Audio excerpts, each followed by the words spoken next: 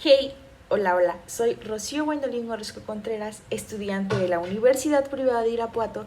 Actualmente estoy cursando el segundo semestre de la licenciatura de Psicología y hoy les traigo un tema muy interesante que es nada más y nada menos que la Ley Federal de Derechos de Autor.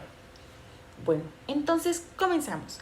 La Ley Federal de Derechos de Autor es un instrumento mediante el cual se van a proteger el derecho de los autores en México, protegiendo de este modo obras artísticas y literarias, tales como son los libros, las imágenes, pinturas, esculturas, poemas, canciones, entre otras que entren en la categoría de creación artística y o literaria humana. Los derechos de autor son derechos de propiedad intelectual consagrados y reconocidos por el artículo 27 de la Declaración Universal de Derechos Humanos. En México, la primera ley federal sobre el derecho de autor surge en 1947, en donde se conjuga con el Código Civil de 1928 y el Reglamento para el reconocimiento de derechos exclusivos de autor, traductor o editor de 1939. En México, la instancia encargada de fomentar la creatividad, la administración de registro público del derecho de autor, del desarrollo cultural y de impulsar la cooperación en este tema es nada más y nada menos que el Instituto Nacional de Derechos de Autor.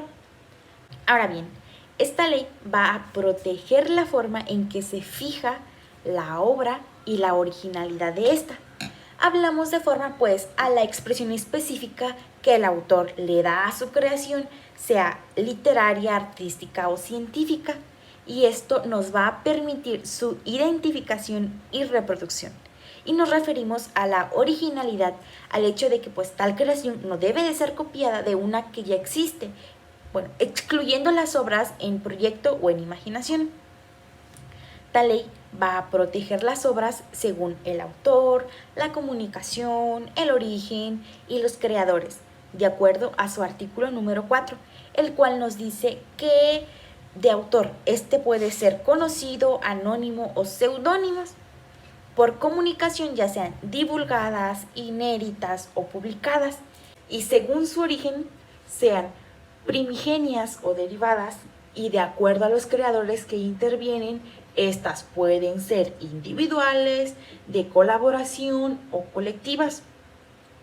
Cuenta con un total de 12 títulos y 237 artículos.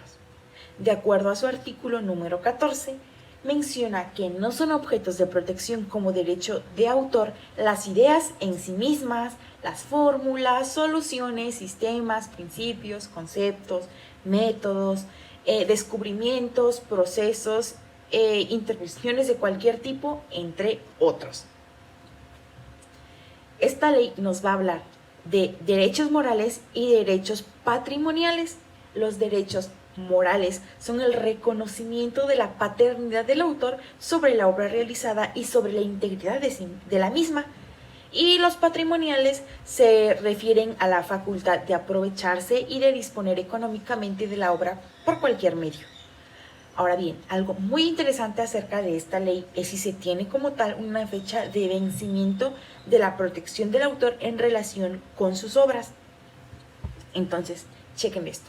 Tenemos que la ley señala que el derecho que el autor posee sobre su obra es la vida del autor más 100 años después de este fallecer.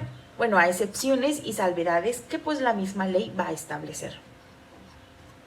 Ahora bien, como dato plus de este video, la última reforma a la Ley Federal del Derecho de Autor se realizó el 1 de julio del 2020. Entonces, tenemos que la mayor importancia de esta ley es precisamente que yo como autor voy a estar seguro que mi obra está registrada bajo mi nombre y como tal no deben de plagiarla. Y si en caso llegase a ocurrir un plagio, se recurre precisamente a esta misma ley para tomar medidas de la situación. Bueno, eso ha sido todo por el día de hoy. Espero les haya agradado el contenido y nos estaremos viendo en un próximo video. ¡Hasta luego!